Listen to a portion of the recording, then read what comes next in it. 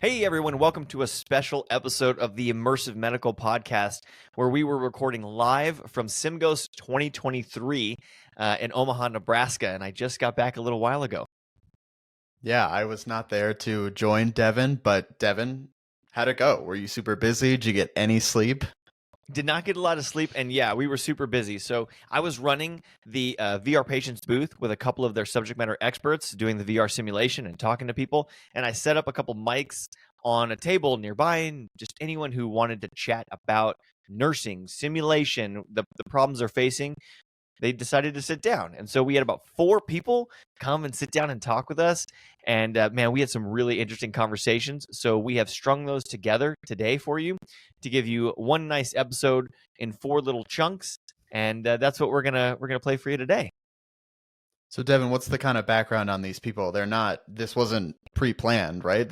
We were going to set up some microphones and just talk to people, right? It was all improv. Yeah, totally wasn't planned. So the background, one of them is a standardized patient who also does the VR simulation for her organization. And a standardized patient, if you don't know, is someone who pretends to be sick. Maybe you put moulage or cuts on their arms, or she'll tell a story during the episode of how she was pretending to be a pregnant patient and had like a pregnant bodysuit on, and then gave birth to a real little like rubber baby, which is insane.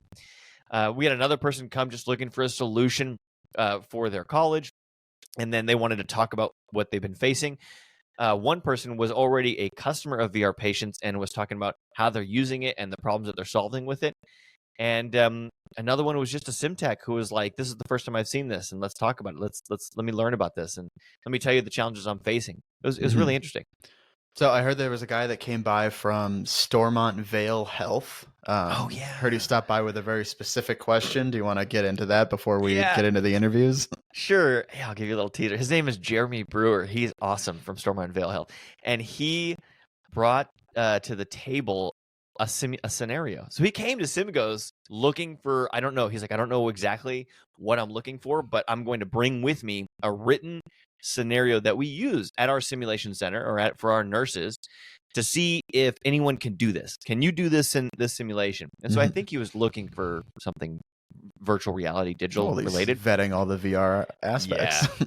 So he came to our booth and he handed it to Paul, who's the sim builder, right? Our subject matter expert and that head of product. And he handed him the scenario and went, "Hey, this is a nursing scenario that we use to teach our students. Can your system do this?" And Paul, I think he like took a photo of it or something and said, "If you want, we can build this right now." And his eyes lit up and he said, "Well, I don't want to be late for the keynote." And Paul's like, "Go to the keynote. When you get back, it'll be ready." And sure enough, an hour later, he came back and the whole scenario was built. So the guy came by with a piece of paper, end to end, a written scenario, which is traditional sim, gave it to Paul. And when he came back after his keynote that he went to listen to, he was in VR, seeing that patient realized from paper into digital. And that was like his jaw hit the floor. And then he sat down to talk with us. And so you're going to get to hear his little plan and his reaction to it. It's pretty cool. It doesn't get more agile than that, does it? No. And look, just to be clear, Paul's not a game developer. He's a nurse educator and a flight nurse. Right? He teaches at Michigan State, I think. Of which you guys all remember from the first episode, I believe. Yeah, he was the flight. Exactly. So Paul on episode 1 was our flight nurse that we interviewed. And so, we're talking just a normal guy. 2 normal guys sat down together and made VR. It's amazing. That's awesome. We should kick this off. What do you say? Yeah, go for it. So thank you, everyone, for listening. And please enjoy this special episode at the SimGHOSTS, recorded live at the SimGHOSTS conference in Omaha, Nebraska.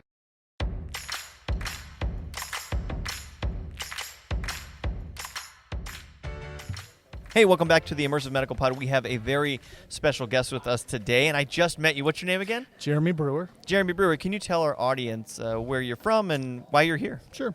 I am from Stomont Vail Health in Topeka, Kansas. It's a level 2 trauma center and teaching hospital. We have an immersive, we have a sim lab. We're working on building out to the future and expanding for the future. And so that's kind of why I'm here, is to see and experience all these new technologies and to kind of see where the direction of sim in general is going to go, so that we can kind of be up with the times and make sure that we're providing not only current but relevant education for our people. So a question that I was really hoping to ask you here on the pod, because a lot of our listeners are engaged with how do we solve big problems in healthcare, and what challenges are other EDUs facing, or institutions facing, or hospitals facing. So I would just kind of toss the question your way. So when it comes to challenges in healthcare and challenges in simulating for solutions to solve those problems, what challenges are you facing? Well, several, but we've got not necessarily applicable to our hospital, but there are a lot of hospitals out there that experience med errors. I think partially it's because of a lack of experience on staff, and of course you can't just go out and cut people up and just to make sure that you get more comfortable with doing things like that. That's correct. So simulation takes a front seat, and we actually have a nurse residency program for new nurses and for experienced nurses that come through to change and go to higher acuity areas. We want to make them as comfortable as possible. So what we do is we run through intense simulations, and we put them in those situations, and not necessarily so that they will make mistakes, but make it a safe environment so that, if and when they do make mistakes, it becomes more of a learning opportunity. And we feel like, especially us at the hospital, feel like that kind of improves patient outcomes. Absolutely. And that's what we're all about. I mean, that's basically why SIM exists, is because we want to make sure we are improving patient outcomes and then, safer environment for everybody to go to the hospital. So, yeah, absolutely. So. Well, that's awesome. So just a quick question. Yeah. You popped by the VR Patients booth today, and you had a little bit of a unique experience, I noticed. It was pretty cool. So can you tell me, you dropped by and you dropped off a piece of paper, then you left. So what happened? So I came earlier. Yeah, I came in earlier, and I asked just generally about simulations and about different scenarios. And Paul was really cool about, he said, well, if you've got any kind of scenario, we can build it. And I wasn't sure, so I kind of prepared for the conference prior. I was like, well, if we're going to work on, scenarios, I want to make sure that I'm being relevant. So I brought a few scenarios from that's clever. teaching, just to kind of have material to do. And I said, we've got a couple of different programs. I brought just a generalized scenario that our educators had come up with that we use regularly, and handed it to Paul, and they built it for me in VR, and I just got done experiencing it, which was really amazing, honestly. How long did that take? So you handed him a piece of paper and you left for the keynote, the plenary or something like that? Yes, about 2 hours. About 2 hours you came Yeah. back. And Paul, just so the audience knows, he's a flight nurse. He's our manager of the nursing product, so he's well acquainted with the system, but he's not a gaming engineer or a coder. It's this drag and drop node-based logic. Yeah. Which is good, because, I'm a little bit techie, and I love tech, but I'm not always really, I'm not that advanced, nowhere near. Yeah, that's all right. And I'm one of the people that, when we go back to the hospital, is in charge of kind of helping to build the scenarios. Yeah. And so, these subject matter experts, because I'm not a nurse, and so the subject matter experts, they give me, all the stuff from their experience and through all of the the education that they've received and all that stuff, and they hand these things to me, and I'm just gonna put it to a mannequin or put it to a certain set of software. So these guys doing that, it's so we call that the dyad model, where you have a clinical expert and then an operations expert, and the two together can make some serious magic. For sure. So I just want to clarify, when you came back, what was your experience? You saw video. You saw what did you see? So did you actually get to see it in virtual reality and try the patient? Yeah, I got to do it. I was they sent me in there and the patient was laid down on the bed, gave me all the options, treatment, everything, and all of the options that were all of the learner expectations that were in my scenario that I handed him actually became options on the menu on the screen that I could choose from. Wow. So pretty cool. That's pretty cool, man. Actually was. Thank you for your time. where can people find you? Is there anything you want to say about your organization for the audience so they know what you're up to and what your hospital's up to? Sure. So Stomont Vail Health in Topeka, Kansas. We're, like I said, we're level 2 trauma center. So we do a lot of education and teaching, and that's part of it in order to maintain, the certifications that we have to do. We're on magnet certification, Joint Commission, all that stuff. But just our education department is just full of people who have combined, it's hundreds of years of experience, I'm sure. But they're really helpful and really willing to teach people, and they're just there to, to kind of make sure that other people have success and gain from their experience. So it sounds like a great place. They're actually really awesome people. So yeah. Awesome. Well, and people can feel comfortable then if they're going to go to that hospital that you are helping train those healthcare providers to be better and provide better patient care. So thank you. No problem. Thank you. All right. Have a good one. Thanks. Okay, let's talk VR patients. Now, these folks, they're not just creating a VR platform. They're revolutionizing medical training. So picture this. You're anywhere in the world, and you just log onto a VR patient's account. Strap on your VR headset or pull up your web browser, and boom, you're in the middle of a high-stakes medical scenario. Sounds like sci-fi, right? But it's as real as it gets. It's like having a futuristic healthcare classroom right in your pocket. Check it out for yourself at vrpatients.com. That's vrpatients.com. Trust me, it's worth a look. Okay, so we're here at SimGHOSTS right now in Omaha, Nebraska. Yeah. And this is the Immersive Medical Podcast. And could you were at the VR Patients booth just now, kind of milling about. So, Joice? Yes. Could you introduce yourself? Tell us who you are and what do you do? Yeah, so so happy to be here at SimGHOSTS conference. I am a simulation director in Greenville, South Carolina.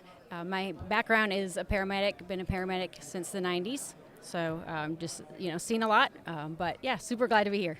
I am also a paramedic. Yeah. I was a hospital medic though.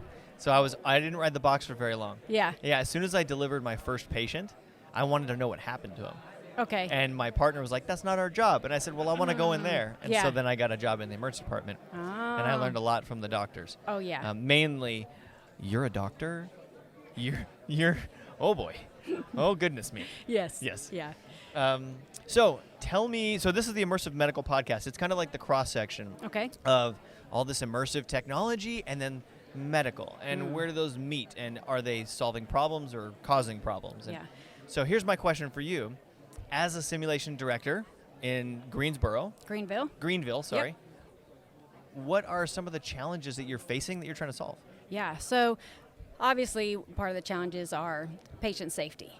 And when we talk patient safety, we're not just talking about doing further harm to our patient, but we're talking about responding appropriately when we're talking kindness and good bedside manner, because that's kind of a hard thing to teach unless you are actually doing it. So we have that, and then obviously patient safety, we don't want to do further harm, which is... Yeah, you want them to, leave the hospital in as just good shape as they were before they went better. into it. Or better. Right, Right, yes, exactly. yeah. But we don't want to have them be worse if we can help it. Right. Yeah. So those are the challenges that we're seeing, and a lot of times our students nowadays are just so used to having electronics that they don't like to focus just on lecture like we've always done, or Like they want more classroom. dynamic ways to learn? That's exactly right. So yeah. how are you responding to that need? So as a simulation director, that's pretty easy because that's my job. Is I have mannequins and they get to come in and they get to do hands-on learning with the mannequins. But then that kind of gets a little bit stale too, because they're these pieces of plastic and just laying on beds, right? And so they're don't not very move. responsive. Right, exactly right. And they don't respond like a real patient would. Like, are they going to trend if you don't do something right? Are they going to trend if they do something better? Unless we actually program that. And then we want to, the younger generation is so used to playing video games and that kind of thing. We want to try and incorporate that part of what they're used to help them learn in that capacity as well. Is it hard to... I've never programmed a Sim mannequin before. But the reason I've never programmed one is because it's so hard to get the iPad to sync or whatever tablet that we just fill it with red blood and go, you know what, don't worry about this. We'll talk them through it. Laerdal mannequins are pretty easy to program. CAE is a little bit more difficult, depending on the version of them. For the most part, it's fairly simple. How do you do it? Like, can you walk me through step by step how to? If someone listening has never programmed a mannequin, what's it like? Yeah. So you just open the program and you say first stage. On the computer? Yes, on the computer. Yeah. First stage, this is what I want them to do. These are the vitals I want them to have. These are the lung sounds I want them to have. If I want them to say something after 30 seconds, you can program that.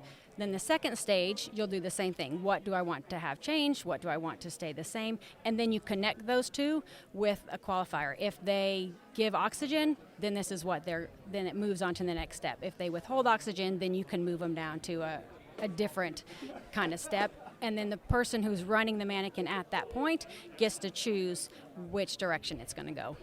So I immediately see a scale problem because you're kind of one-to-one. Right? You have one, maybe two students on a mannequin. How many can you fit? Yeah. How many can you teach with one mannequin simulation? Well, there's a difference between how many you can teach properly and how many are watching. Right, yeah. So, yeah, we try to really keep it at a 5-student capacity just because when you have more than that, they're not going to engage. And oftentimes, even with 5, they're not going to engage. So as a paramedic, we have 2 people in the box. And so that's kind of what we get used to training is, and one person's in charge, and one person just kind of takes the vitals or whatever. I mean, even in nursing, it's you and the patient. Yeah. Right? Yeah. You may have a CNA or a medic that comes in, or the doctor comes in to give you orders, but at the end of the day, that's your patient. Yeah.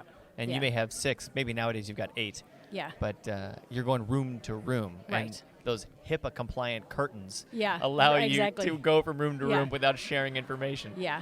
So usually what will happen is, the primary nurse will come in, and then she'll call backup, and then, she'll call the charge nurse, and then, of course, she'll have a doctor. And so that's how they can incorporate all 5 students is they just give them different roles at different times. Okay, so at first we were just talking about EMS here, but you're a simulation director, so what do you encompass at your location? We have 9 different health science programs, and I encompass all of them. They all will come through the STAT Center at some point or another. 9 programs? Yes. What are they? Yeah. We have physical therapy assistant, we have occupational therapy, radiology, dental, respiratory, EMS, nursing, The whole gamut. The whole gamut. So we talked a little bit about current simulation technology, challenges that you're facing. How are you using any new technology? Well, I know, I'm setting you up, right? I know you're using some new technology. Can you tell me about the new technology you're using and you're integrating in your system? Yeah, so to back up a little bit. So 2 years ago, we incorporated the HoloLens, which is augmented reality. And so that was supposed to kind of be used for the current mannequin that we had, and then rather than just see what's happening on the outside, that augmented reality shows us what's happening on the inside. $10,000 sits in my cupboard. No. Yeah. That's a big paperweight. It is a big paperweight because the instructors don't know how to incorporate that. And when we did, the students didn't know, do I look at this, what's going on the inside, or do I actually look at the mannequin who's giving birth? And they would much rather put their hands on the mannequin that's giving birth than reach out at something that doesn't actually exist. Right. And because it's so expensive, I was the only one who had one, and so in order for them to see it, you have to look away from the mannequin and look at a smart board that projected the image. I see. And then one person gets to wear the headset. Which, of course, because $10,000, I was the only one who wore the headset. And so that's not scalable either. Not at all. I'm just going to ask you a question. One of the things we talk about a lot on this podcast is the nursing, CNA, EMS, the shortage, the staffing shortage that's coming. Yeah. I mean, there are projections from the World Health Organization that there's going to be a shortage of frontline workers of 15 million in 7 years. Wow. In 7 years. Yeah. That means that for the next 7 years, we need to produce 2 million more every year just to get close and meet the need. Wow. So are you seeing that or working towards solutions to try to scale up and produce more students faster, or are you facing that or seeing that yet? So that's kind of out of my realm. I just get to teach what's already there. Got it. And the nursing program at the school that I'm at doesn't have a problem with filling their classes. They have a problem with retention. Of the students? Of the students. Like they're dropping out. Right, because they're failing, or they just decide it doesn't work for them, or something like that. Wow. Or they watched a TikTok video of some burnt out nurse who quit. Something, yeah. And so that's kind of part of my job too, is to, if they can get hands-on experience and learn in a way that they can grasp the information, then we have retention, which will get them through the program and get them out into the working force. So help the audience understand, if you have any techniques, what retention techniques are you using for students? Yeah, so meeting them where we're at, right? We are no longer auditorial learners. So just by me telling you how to do something, you're not going to get it. We do a lot of writing stuff. Just by me lecturing you and having you write it down, you're not going to get it. The way that we learn best is by hands-on stuff and by incorporating all of our senses so that it works. So again, that's kind of why we invested in the HoloLens, big paperweight. What we're doing now is the virtual reality, through VR Patients is what we're using currently to try and meet the students where they're at with that interactive, immersive patients where they can make mistakes, they can figure out what they did, redo it again. They can do it at home so that they can practice at home, which will help with retention. So walk me through how you're getting started with this virtual reality technology. Because there's a lot of people out there that don't even know how to, so we use the term, we don't even know how to eat the sandwich, right? Yeah. It's like, wow, this is a lot of new stuff that you're trying to add on to my existing overworked, understaffed, tight timeline. Yeah, exactly. So one of the benefits is the Oculus is what we can use, and the Oculus is a lot cheaper than my $10,000 HoloLens, Yeah, you right? can get a lot of Oculus for You 10 really, grand. really can. So that's really good because then I can let the students wear it, and I don't have to just be the only one to wear it. Yeah. We project that HoloLens onto a smartboard, so 5 of them or 3 of them can be working together to see the same thing, and they all kind of experience that And that's together. the same with the Oculus as well? You project that? Got it. Yeah. So, but again, to get it incorporated, that is the biggest thing because the nursing instructors are saying, specifically nursing instructors, but all of them, we are already overworked. Yeah. We're already compressed with time. We have to remove material so that we can fit everything in. And now you're expecting me or asking me to fit this other thing in. Where do I do that and how do I incorporate that? So as the simulation specialist, I'm trying to do training on here's how you do an Oculus because that's the first step. So right? now you have to teach the teachers. That's exactly right. Yeah. So walk me through that process. How are you teaching the teachers, the staff? Yeah, so the college approved to do professional development hours to award those because every instructor has to have professional development hours.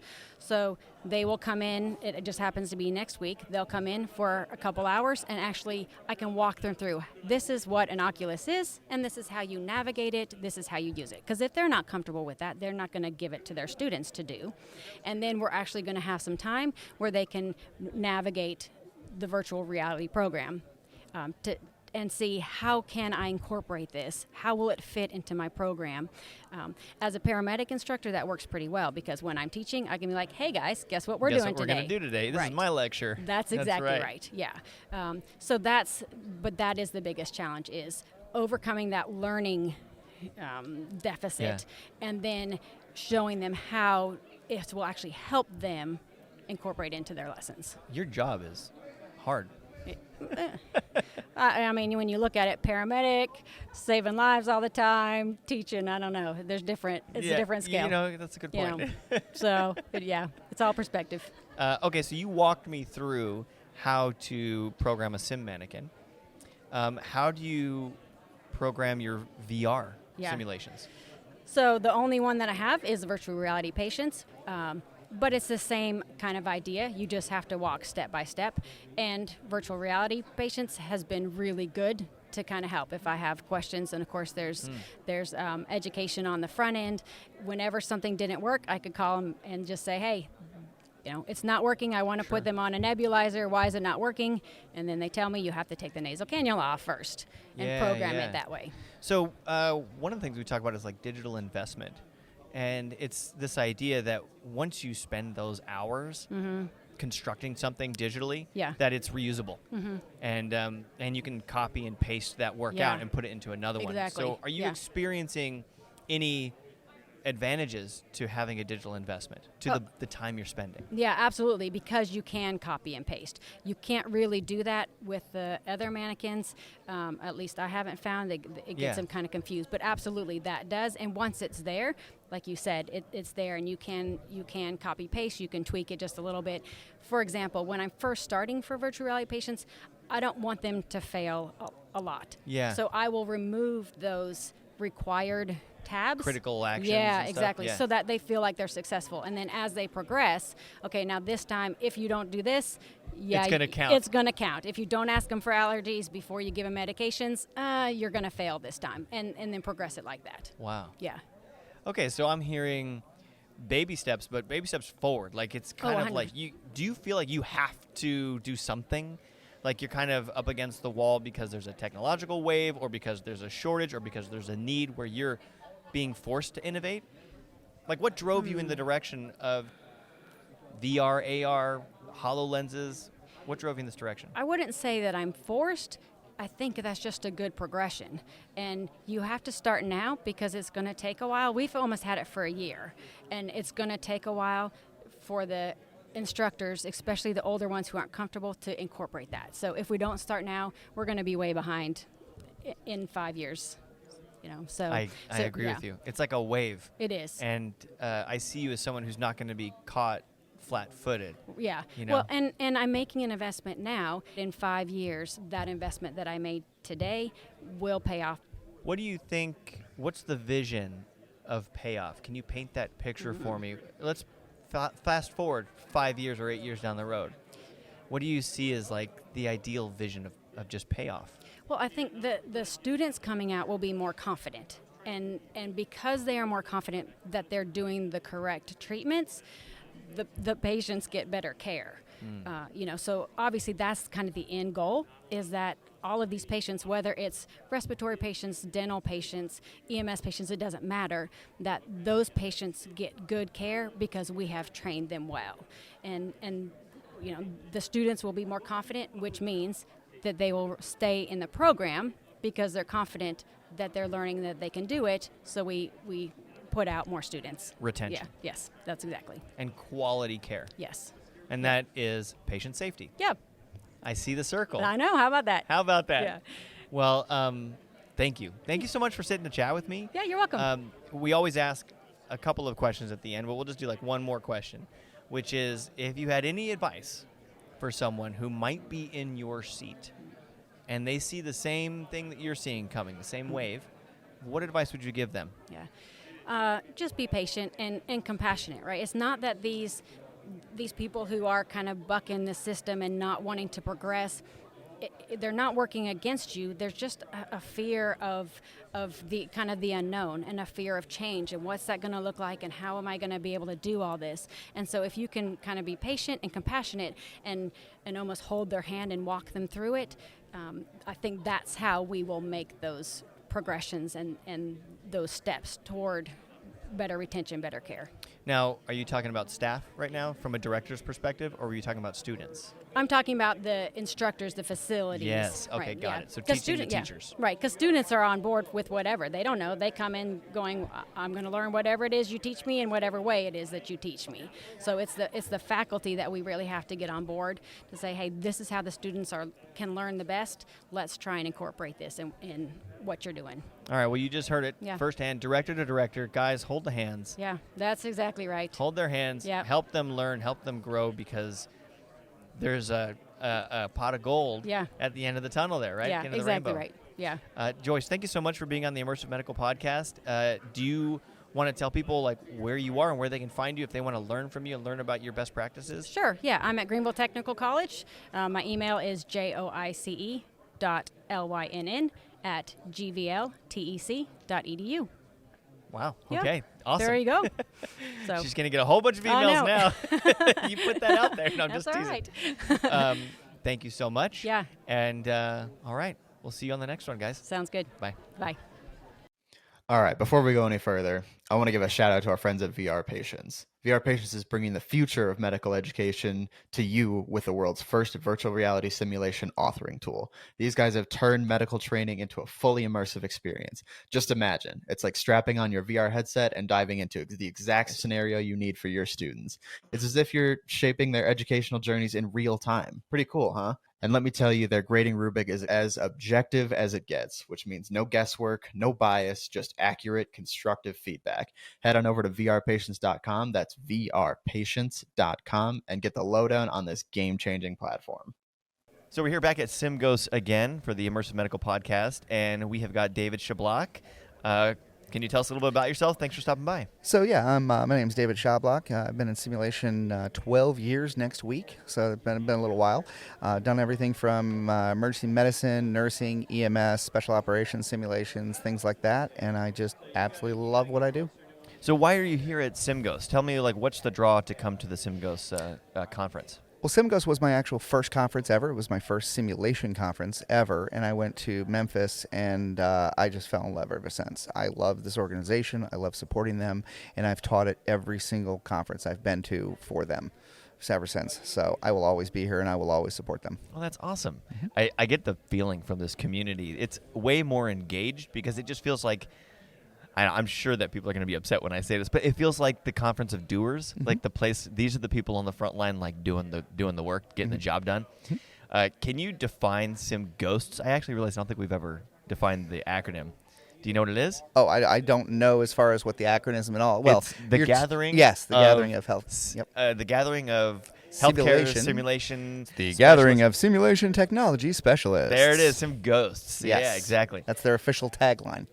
So, what's your experience been like here so far? Oh, it's awesome. It's very collaborative. The biggest thing I will say about this event versus the previous ones I've been to here is the amount of new people here. In the opening plenary, everybody raised their hands as far as they were new, and at least in the main room, it was probably 80% of the people were all new. They've never been to a conference. They've never been in sim. And I love when we get people like that, because some of those people are just sent here. Some of those people are just have a job. It's just a stepping stone. And it's things like this. When I was at Parkview at the SimGHOSTS just 21, I think it was, we had a guy come up, and he said that. He said, I was only here because my employer made me go. He says, this was just a stepping stone. He says, I didn't think much of it. I came from IT. He says, oh my God, I want a 3D printer, and I want to do this, and I want to learn more, and I want to make my program These are his better. buddies. And he says, and I'm here forever. Yes. And he awesome. just had passion. It just lit an unbelievable fire in him, and he is just killing it. Okay, so let's talk a little bit about you. What do you do for healthcare? So I am a paramedic, trained as a paramedic, but I got my card kind of late. I've done transport. I haven't hung up helicopters or anything exciting, so I've been a transport medic. Haven't ran in a few years just because I do a lot in the sim industry, and I'm so busy I can't. And that makes me sad. I miss patient care. I'm avid about patient care, and I love it. I mean, my first itch when the pandemic started was, I was like, I just need to get in the back of a truck. I need to help people. So, but we still do it. We just do it a different way. And that's hard to wrap our brains around, because I've been in sim long enough that, we've had students come back and they go, I just had a horrible scenario on play, in my ER, in the back of my ambulance, in real life. He's like, and I felt more prepared because they did your simulations? Correct. So help me understand. Do you have a company? Do you travel and do sims? What do you do because you're not on the box? All right. So I work for Orbis Education, and we are based out of Carmel, Indiana.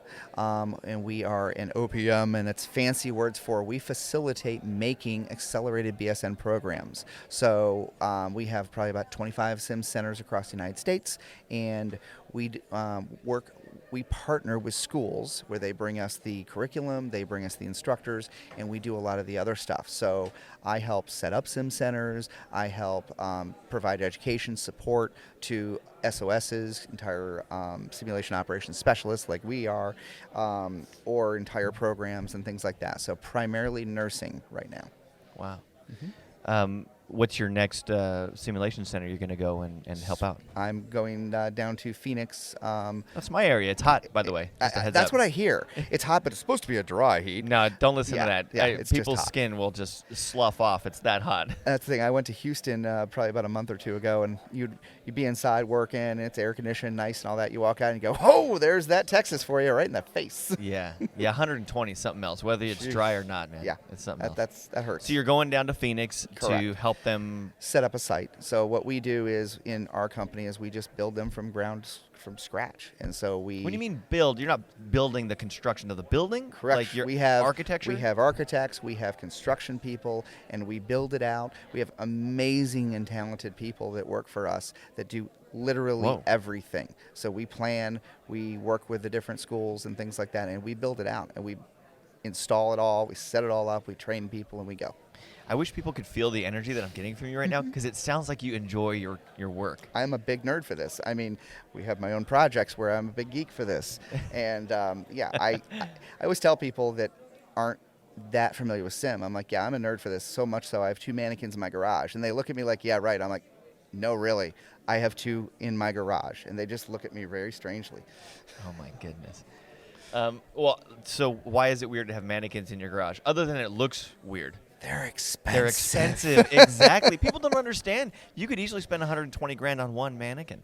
Yeah, I bought 5 out of an auction that Well were done. former, came out of Bragg, so they're Ranger mannequins, so they were beat the hell up. Beat up. And that's actually what started one of my other projects is, we're just trying to, build that and do rebuild the mannequins, show people how to work on things, because some people are so scared. They get these things Yeah. and they're just like, I don't want to touch them. And then they get put in a corner and they get put in a box and they don't touch them at all. I always tell my learners, I'm like, do whatever you got to do that would be what you would do in your patient care scenario. I'll fix it. Whatever you're going to do, you break it, I'll fix it. So let me ask you a question. Yeah, I've go. heard this all the time, Okay. that people don't use the mannequin for what it's intended to. Yeah. They're just doing IVs and CPR on them. Yeah. Or not CPR because they don't want to break the chest. Oh, that'll break things. So can you speak to a little bit about that? You've got nursing institutions or healthcare institutions, and they're spending big money on big equipment, and then it becomes the biggest paperweight of all time, or an underutilized device that actually might be extremely powerful. So is that true? Is that actually happening? Maybe it's just my hope, but I hope it's happening less. It is traditional, something that has happened, and I look at that as buying, this big hot rod that you wanted. It is, whatever car that was. Yeah. It was so expensive. You put so much money into it that you wipe it down with a diaper and you treat it like gold, but you don't want to use it. Why would you do that? Why would you have a hot rod that you can't take out to go to the hot dog stand or something like that? And so I think personally it comes back to familiarity and training.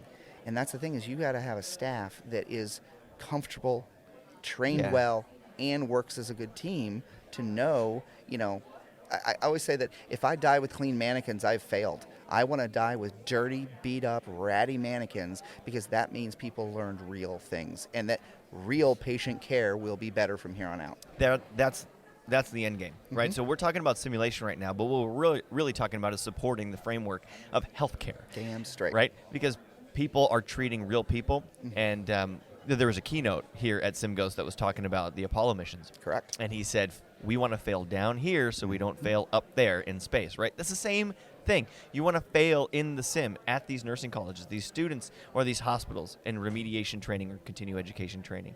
This is the place to fail often and fail fast. And I always tell my students, they come in, they're so nervous. They're like, I don't want to make mistakes. I said, if you didn't make mistakes, I wouldn't have a job. I said, I've been doing this over 10 years. I love my job. I said, do it. Make your mistakes here because the doc I learned off of, 30-year ER doc, 30-year Air Force, he was like, I came from a generation of physicians that made all their mistakes on real people, which is why he hated it. He was like, so that's why I'm so passionate about what we do. It's not a game. It's not fun in game. It is as real or as close to reality as we can make it. We push you just past the envelope of comfort so that you can do most things right. You're going to make mistakes, but you make your mistakes here. You're speaking to something, and we're touching on staffing shortage. We're touching on overworked, underutilized, understaffed, whether that's understaffed at a hospital or understaffed in simulation. There's high turnover. People are moving around, and there's burnout amongst nurses that are actually getting the job. What are you thinking? And undertrained. And undertrained. Because, we just went through a pandemic where everybody was nervous about, can we even do sim? Can we not? Or how do we do it? And things like that. And another complaint I'm hearing is they're getting nurses and they're putting the hospitals, the more cutting edge hospitals, are putting them through different training and things like that. And they're like, well, I've never had sim, or, the sim experience I had was it was so terrifying. I never want to do it again. Yeah. So you're here at the conference, and you stopped by the VR Patients booth, and I just really want to toss the ball to you and just ask you what your experience was, because you've never been under the hood of VR Patients before. And when I say under the hood, you put the goggles on, but then you also logged on to the computer to see the instructor, the faculty side of it. So can you just tell the audience a little bit about your experience with this type of virtual reality platform? Correct. So we met at IMSH, and it was a little bit busy, but I promised you that I would definitely stop by here, and I've been excited to. We've talked several times. Yeah. We've worked together. It's been a pleasure, and so I really wanted to see your, the company you're affiliated with, things like that, and it was a joy. I am a skeptic on just about anything because I want to know how are we going to apply it to the learning objectives. And some things that we see that come out that are new and flashy can be a little bit of a marketing piece, and they can be great to get new students, but how is it really going to help? And so I put your headset on and went through a case. It was a difficulty breathing case, and I was able to do everything from assess the patient, do what I needed, but I really want to talk to the empathy side of it because, I'm trying to be objective and go through the right thing. But my medic brain is sitting here going, there is a guy having a difficulty breathing who is sweating, who is tripoding, who is rocking back and forth, and I want to give him a damn neb right now. And so that's not always easy to get on virtual reality. So you're getting the empathetic buy-in. So not only was it easy to go through all the things, I'm getting the buy-in. I'm like, I need to treat this guy, and I need to treat him right now. Yeah. So it was really good. I liked it. It was a positive experience that I want to do more, and I want to go through more. Then we sat with the authoring program because I write sims, day in, day out, and I need to know how hard it is to code a sim. That's scary. It's terrifying. God, what coding, crazy architectural. I'm a visual guy. I'm a builder. I'm a hands-on guy. I do Photoshop. I do 3D printing and all that. But goddamn, it's scary as hell to think of what coding I'm going to have to do. But it's not like that without authoring program. It's very stepwise, flowchart, if this, then that. Like an algorithm. It is. And you start with your learning objectives that's all that matters is the learning objectives. Then you build it from there off the learning objectives. Yeah. It flows down well, and I was impressed. It's really very nice. It keeps you out of a rabbit hole when you start with your learning objectives, right? Because if you remember that we're here today for a single learning objective, and that is to get this patient to definitive care or relieve their respiratory distress. Then later you find yourself in the authoring tool building it. Mm-hmm. And the case logic, that's what it's called. It's like node-based logic. And so for people who haven't seen it before, you have like a box on the left, and it might say, if this happens, and there's some drop-downs and some options. So it might say, if you give this med, then, and then you put another box down, then this happens. Yeah, it's flowcharts. Yeah, and you draw a line to it, and that connecting line is a node, and it codes it for you. So that's the coding, right? That's the extent of the coding. But that's not what we see. Right. We just see, this is the patient presentation I want to give. This is the medication. This is not only the gauge of IV, where I want it, how fast it's flowing. But again, it's not I have to sit there and code it. It's just like a very intuitive box that says, these are your choices. Pick this one, go from there. And it's very easy. Yeah. Hey, Connor, have you ever wished that you could test your medical skills in a realistic but low-stakes environment? No, I haven't. You're not a medical person, but that's okay because it's not a fantasy. It's called VR Patients. That's right, Devin. VR Patients is a groundbreaking platform that lets you create your own virtual reality simulations. It's like a choose-your-own-adventure book, but for medical scenarios. And it's not just one kind of scenario. Any simulation you can imagine. You want to create a complex critical care trauma or a simple basic life support patient? You can do it all with VR Patients. And best of all, it's highly scalable, catering to 10 students or 10,000. Connor, did you know that they recently deployed to the entire state of Maine? I saw an article about that. You really have to check it out for yourself at vrpatients.com. That's vrpatients.com for more information. And if you're like Connor and you don't know medicine, but you got a VR headset at home, you can try it right now for free on the MetaQuest store or Steam. So, we talk a lot about digital investment when I talk to people about, why VR, especially because of the skeptics, not just skeptics, but there's a practicality issue. If I've said this quite frequently, if I am having a heart attack at home and I call 911 somehow because I have the gumption to call 911, and now the medics arrive or whatever, and I have to have CPR. I'm in the emergency department. I need CPR. And then this healthcare provider comes up to do CPR on me, and they've only ever done CPR in virtual reality. I don't want them to do CPR on me. Yeah. I want the guy who breaks ribs, right? Well, hopefully. Hopefully, because at the end of the day, the practicality of doing something digitally, it needs to increase my competency. Mm-hmm. And so what do you think about doing physical skills in VR versus making clinical decisions in VR or a digital environment? Physical skills are important. I have not seen anybody really tie it in yet. So as far as we need that touch, it is just another modality. I mean, and it is a very appropriate modality. There's science on it and things like that. But I have not seen, I don't have the experience to speak on that. I'm not a fan of it. Okay. I'm not a fan of the, well, just personally, I mean, okay, so let's just first start with the technology, okay? Correct. You have controllers, and you click, it's like pulling a trigger, right? There's nothing in healthcare that I can think of that's like that. Correct. Maybe squeezing a bag. Yeah. But you're still not going to get. I can't get the trigger on the actual thing to do the appropriate. It's not going to give me the proper tactile feedback to link to muscle memory. Yes, and so if I'm spending too much time, it's okay to spend some time, but if I'm spending too much time in VR in an immersive environment pulling triggers, I'm wasting time, and I want to get to my decision making. And tell me, what I see. You're about to say something. Because my brain just clicked on something. So we talk about virtual reality. We talk about that it is a different modality. Stop trying to parallel it to, it is an augmentation, I believe, or a bridge step to a high fidelity patient with a mannequin, all that. I don't think mannequins are ever going to go away. Yeah. I don't think they ever should. But we're going to go somewhere where you're going to look at me funny, because I had a conversation with one of the other vendors in here about their IV arms. And I get very frustrated when people say, what is the best IV arm out there? And I give my suggestions of 2 different brands. And I always am met with, but that doesn't feel like real. And I say, but here's the thing. In an IV placement, in a task training physical thing, I'm not teaching how it feels, because nothing is more real than real. I'm teaching you the thought process, the what you set up, the experience, the equipment, and things like that. I said, so stop getting wrapped up in that.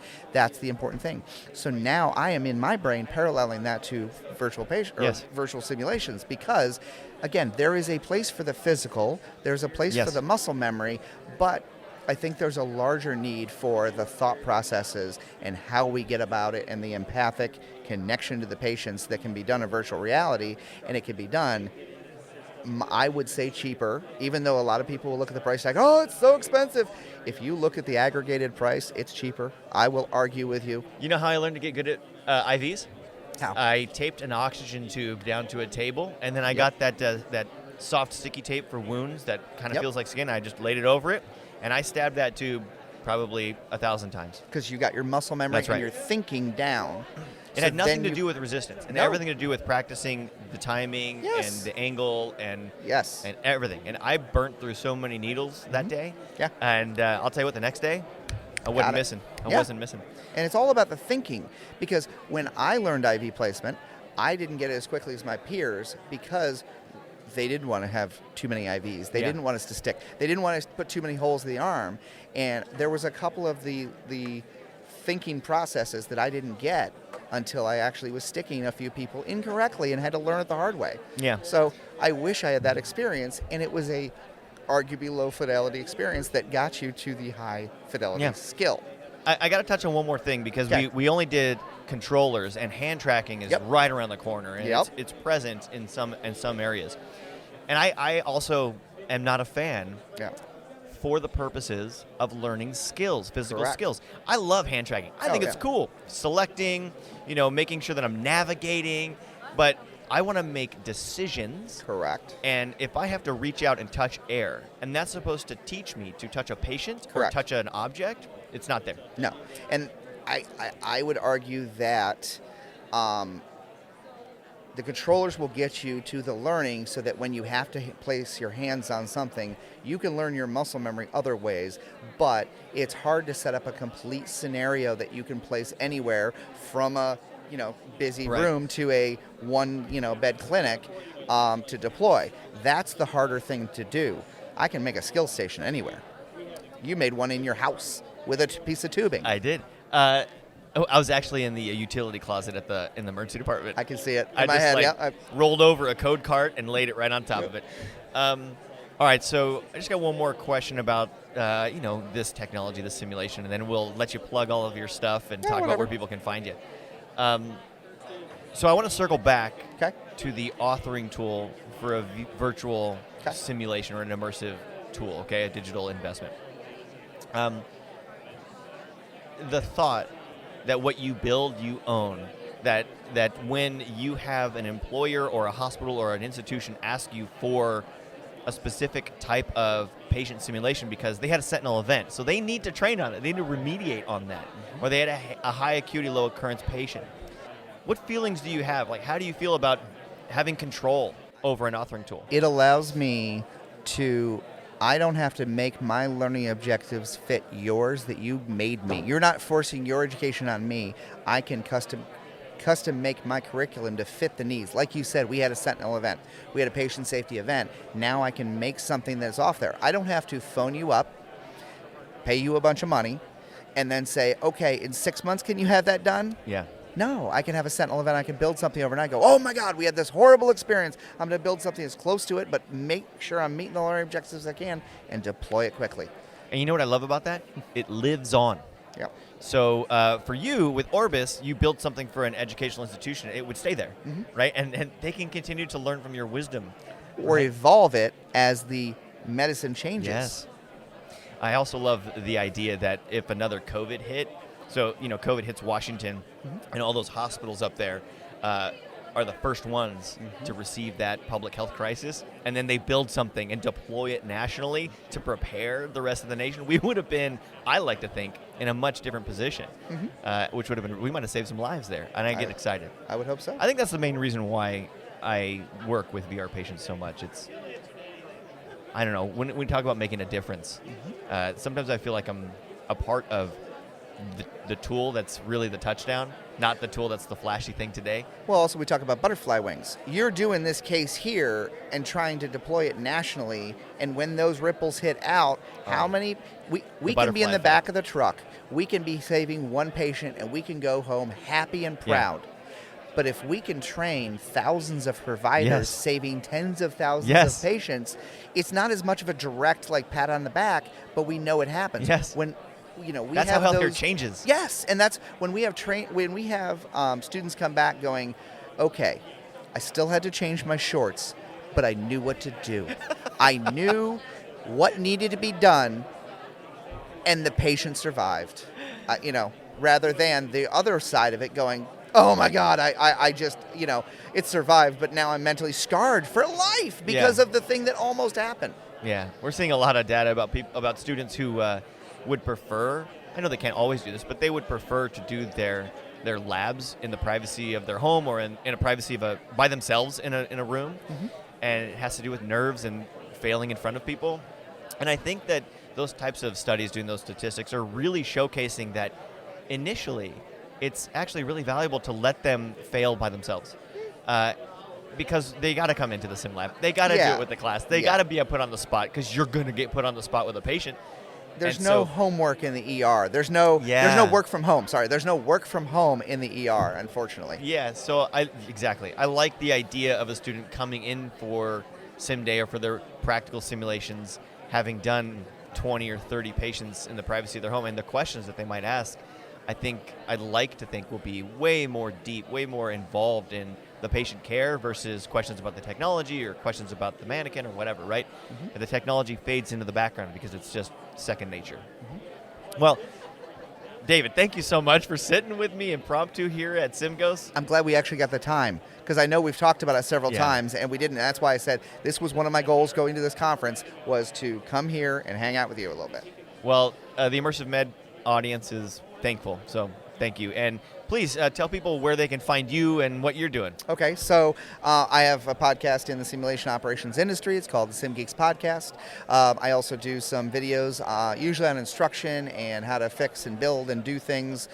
It's under my company, which is Simulation Tech. That's Simulation TEK. The YouTube channel is Simulation Tech, but the series is called This Old Mannequin.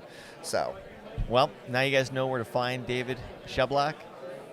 And please go to SimGeeks, go to Simulation Tech, and check them out. And you gotta check out This Old Mannequin. Thank you for listening, and thank you for talking. thank you for your time. All right, before we go any further, I want to give a shout out to our friends at VR Patients. VR Patients is bringing the future of scalable clinical education to you with the world's first virtual reality simulation authoring tool. What the heck is that? It basically means educators can author patient scenarios and medical illnesses in VR, no coding required.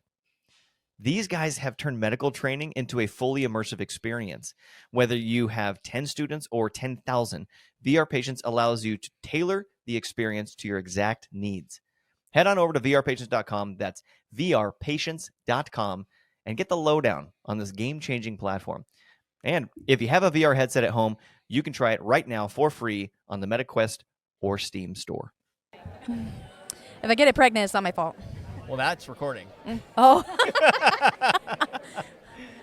Sorry. Hey, everyone. This is Devin Marble again, back at SimGHOSTS. We're recording live. This is our last day in the exhibition hall at SimGHOSTS, and we have an excellent guest who decided to sit down and join us. Her name is Lori DeCino. Did I get it right? Yes. All right. Welcome to the Immersive Medical Pod. Please tell the audience about who is Lori. Oh, well, that's a loaded question. But yes, who am I? I work in in a hospital system simulation.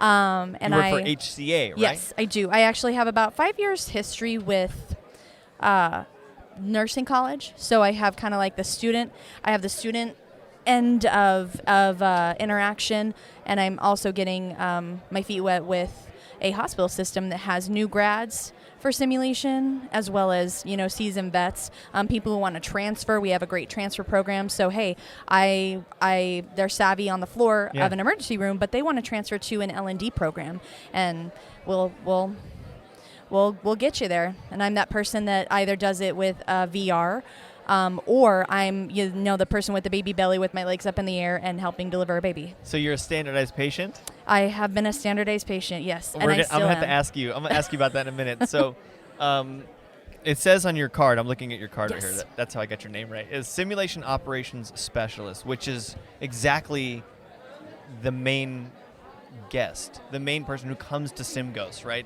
Right. These are your people. Yes. So tell me what you do specifically as a Simulation Operations Specialist. I heard standardized patient, and then I heard VR. So what are you doing in VR for HCA? So one thing that we've done recently that I really like is we go into the hospitals, because it's really hard to actually get nurses outside of their schedule to actually go in and try some supplemental educational tools.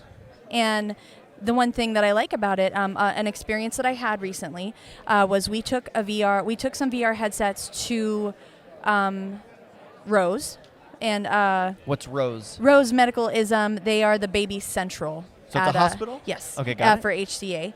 And there was we're like, okay, so this is a generational tool. So the people who are older, who are just like, they're not really interested in VR because it's not their generation. They have younger nurses there who are saying, hey, it's easy. Try this. Just They're not try interested it. yet. Yes. Right? I understand. They I actually understand. they actually kind of help with the buy-in of it. And once they're there, it's like, okay, well, so you're after your shift. It's on your break. You're here. Let me borrow you for 15 minutes. And then it's like, okay, we're going to do a shoulder stocia. and then it's actually good review for them. Okay, we haven't had one come through for a while, so you know what? Hey, it doesn't hurt. A story is I had a nurse that came to the event, and she came up to me, kind of grabbed me by the arm, and she goes, so I'm a little bit nervous because this is my second day on the labor and delivery floor, and I don't know if I'm going to know how to do the VR. I like the content that's within it. I said, that's okay. That's what it's for. Yeah, do it and try it. I mean, it's like it's a if you didn't get the desired outcome that you wanted, that's okay, because go back and do it. Like, it's practice. And then, as Irene would have it, later as during the course of the time that we were there, they had a patient who was 9 centimeters dilated and suspect for shoulder dystocia. No. And they were like, all right, well, this is actually really good. And then there was nurses that wanted to get into the VR just to refresh. Wow. How impactful is that? Yeah, luckily that patient did not happen, but it was good to have that supplemental, hey, this is here, you're here, just jump in, 20 minutes. And what a great way to, like, the aha moment to go off for the person who sees a tool in front of them and goes, wait, how do I use this? Am I going to be good at this? I don't know. Then the next day, did you say the next day? Oh, yeah. Or was it a few hours later? Oh, yeah, no, it was during. Oh, so right there. Like, we were there for that 3 patient hours. Appears? And they said, hey, we have a patient who's almost 9 centimeters dilated. That's a perfect way to explain why simulating in an immersive digital environment is so helpful. This idea that you can fail often and fail fast in a safe environment is so important in healthcare. I love that. Okay, so let's talk a little about standardized patient. That is one of my favorite sims, just because I think you need to explain to people what a standardized patient is. So standardized patient is actually you are the patient in the room having the interaction with the participant. Be it like a nursing student, be it... you're pretending to be the patient. I am pretending to be the patient. I'm wearing the moulage. I played a patient who was borderline personality. I played a patient who was going through cocaine withdrawal. Oh my gosh. I've done also anxiety disorder, and also, just doing maneuvers as the patient in the bed with my legs up in the air for L&D. Oh my goodness. Were you wearing like a big fake belly? I was wearing a big fake belly, and did like black a little shorts. baby mannequin come out? Yeah. It was actually a little baby mannequin that you fill with hot water so that it actually kind of has the gooiness. I mean, you guys can't see it, but I'm like doing the gooiness with my hands, but it's like has the fluidity of a baby, like that you have to support the head. And, you know, and I mean, my legs are up in the air. They say, okay, we're going to practice breach maneuver. Come to the edge of the bed. And like they literally have to hold me up in the air so that I don't fall off the bed. So I've been involved in 4 deliveries. 2 of them were my own kids. And I caught my second child. Wow. And I was super prepared for that because I knew that, this is going to be slippery. Was this little rubber baby easy to catch? Oh, yes. The baby is easy to catch. We practice regular. Darn. Yeah. Unfortunately, yes. But I mean, the nice thing is you're able to cath me, and I have air quotes me. You're able to cath the patient. You're able to I see. Because simulate. you're wearing gear. Yes. Got it. I'm wearing gear, and also I can simulate a boggy uterus. So they can practice their fundal massage. Wow. And also. Do you get like a script? Like, do you know what to say? Sometimes they want you to have a script, and sometimes they just want you to do your thing. Like they give you an outline, or they just go for it. Good luck. I'm like, it's like a do it you. I mean, I've been what I call Oz, where I am operating the mannequin from behind the wall, and am the voice of the patient. So I just kind of channeled the babies that I've had, the sim babies that I've had with a mannequin. That's wild. And same thing, but I'm just like in the room. That's so cool. You're the first standardized patient we've interviewed on the Immersive really? Medical Pod. So you're probably speaking to a whole audience who's like, I've totally done that. It is. I'll say it is really fun. Just because then it's like with like the cocaine withdrawal, it's like you actually get to like get mad and get in their face and get upset. I mean, you can't touch them, but I mean, like throwing a tissue box across the wall, or throwing grabbing a pillow, throwing it across the wall, trying to break into a medication like a Pyxis. Sure. And just seeing their reactions, and okay, so how did it's the one thing that I like about simulating a patient experience with a real person is what is inside you comes out organically. It is an environment where that person is in the room and they're actually able to see oh wow, so you actually reached, there was somebody who reached for my hands, and and then they had to like stop themselves. And it's also like, what about your safety as a nurse? What about your safety of like, you just put yourself in the corner of the room. I'm mentally unstable. And you left your pen on the table. Wow. I could easily grab the pen and like try to come and stab you, and you have no way out. Oh my goodness. I'd like to switch gears for a minute from this nightmare of being stabbed by the pen. No, I'm just teasing. So what we're describing right now is a one-to-one simulation relationship with the nurse, right? So, or maybe 1 to 2, but it's in person, live happening. And something we talk about often is the nursing shortage crisis, or even CNA, bedside frontline worker crisis. And there's going to be quite a large shortage. I state the same numbers every time. 15 million shortage over the next 7 years. We need to produce 2 million more healthcare professionals every year for the next 7 years just to meet the need. How, as someone who is a standardized patient, but also dabbling in the new immersive technology world, how do you see, from your perspective, how do you see solutions for solving the staffing shortage? Like, how do we scale up simulation training, if not all training, but new tools? I think that it makes it mobile. It makes it, and also I like the fact that it accesses different learning preferences, different learning styles, and also opens you up to it. And addressing the shortage, I think that it's really important to try and get everything that you can, like VR, SP, just because I know this is a weird way to say it, but it's exposure for them. It's exposure therapy for them, because then they get to have a safe place to make the mistakes. And then it's like, okay, so I went there emotionally, mentally, physically, and now I know the next time that I go there, I am more prepared. And it's really that technology, that teaching tool is going to be empowering. And it's something that if we can actually reach them on multiple platforms, it makes them feel more empowered, like that nurse at Rose who said, I don't feel comfortable. I'm not L&D savvy yet. It's my second day on the floor. She was like, oh wow, I feel better. I'm not a nurse, and I'm like, I feel like I can deliver a shoulder dystocia baby because of just doing VR. Well, at least mentally, you go, I would do step A, then step B, then step C. Got it. It's a way for them to feel safe, because we put a lot on their shoulders, and this is a way for them to feel more empowered to carry that burden. So, you talked a little bit about VR.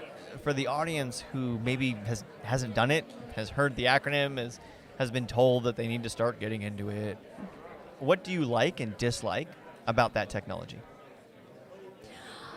So it is limiting for the people who do get motion sickness and whatnot, and there are things that we can do to mitigate that.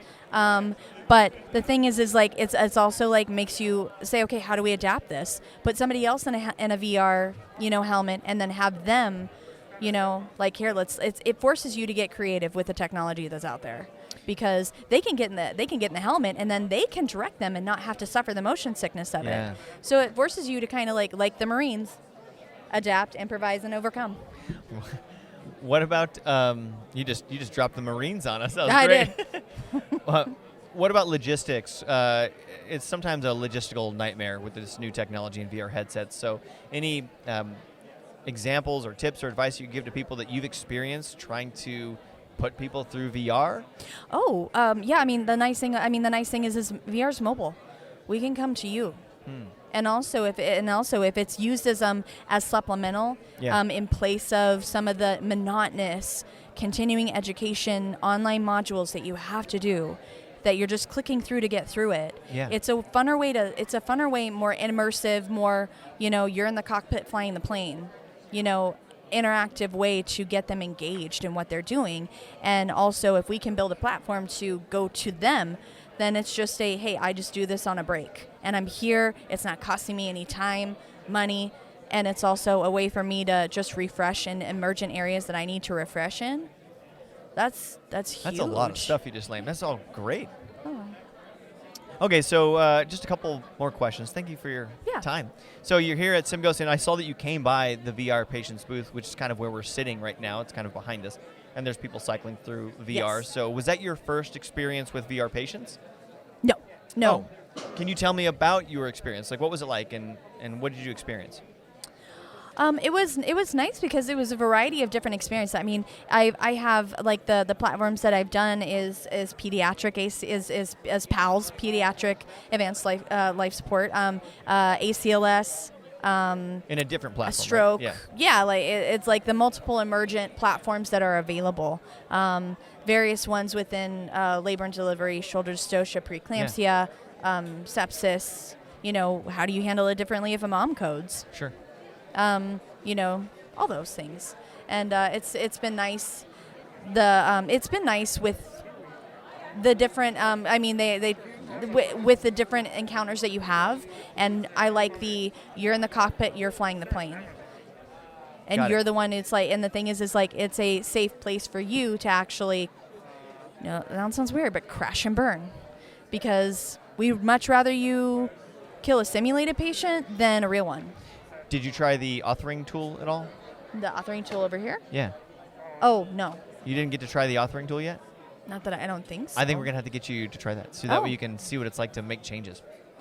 Okay. So you only went in and clicked around and got to stand in front of a patient and see what it was like. Yes. It was nice because I put in like a dosage that I knew was wrong, and to see what would happen, and then to see that immediate, like, okay, so pause, like here's what you would need to do.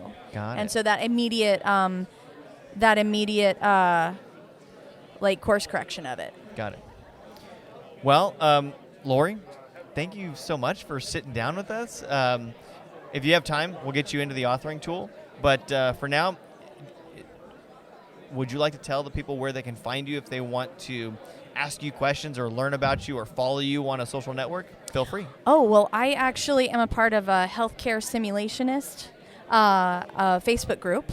Oh, great. And I'm on there. You can find me, Lori DeCino, and I'm on Facebook as well. Great. Healthcare Simulationist is a wonderful platform it's very resourcul. Great. So check out the Healthcare Simulation Facebook group. That sounds good. Yeah. Thanks so much for stopping by. Yes. Hey, Connor, are you finding it challenging to organize asynchronous clinical education for all your students? Devin, I don't have any students. Well, that's okay, because no matter the class size, from 10 to 10,000 students, we have the perfect solution for you. VR Patients isn't just a virtual reality platform. It's an asynchronous learning tool, which means students can access it anywhere, anytime. Exactly. They can jump into a VR simulation from their VR headset or even from their web browser. Clinical competency training doesn't have to be confined to a specific schedule or location anymore. To learn more about how VR Patients can make learning more accessible and scalable, head over to vrpatients.com. That's vrpatients.com. And if you don't have any students just like Connor, but you do have a VR headset, you can try it right now for free on the MetaQuest Store or Steam.